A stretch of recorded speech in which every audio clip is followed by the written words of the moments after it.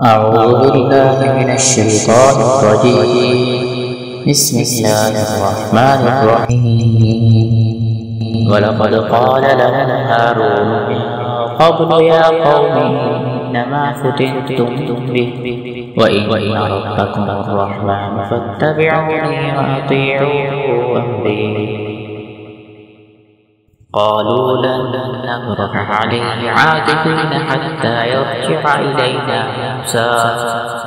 قال يا هارون ما منعك إذ رأيتهم يضلون ألا تتبعني أفعصيت أمري.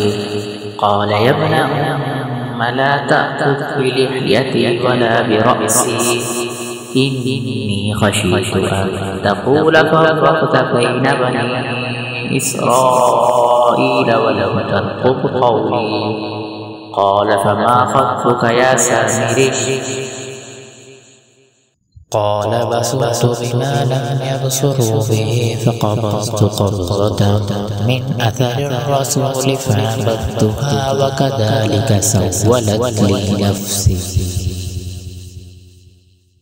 قال فاذهب فإن لك في الحياة أن تقول لا مساس وإن لك موعدا لن تخلفه وانظر إلى إلهك الذي ظلت عليه عاكفا لنحرقنه ثم لننسفنه في اليم نسفا إنما إلهكم الله الذي لا إله إلا هو وسع كل شيء علما كذلك نقص عليك من أنباء ما قد سبق وقد آتيناك من لدنا ذكرا من أعرض عنه فإنه يحمل يوم القيامة وزرا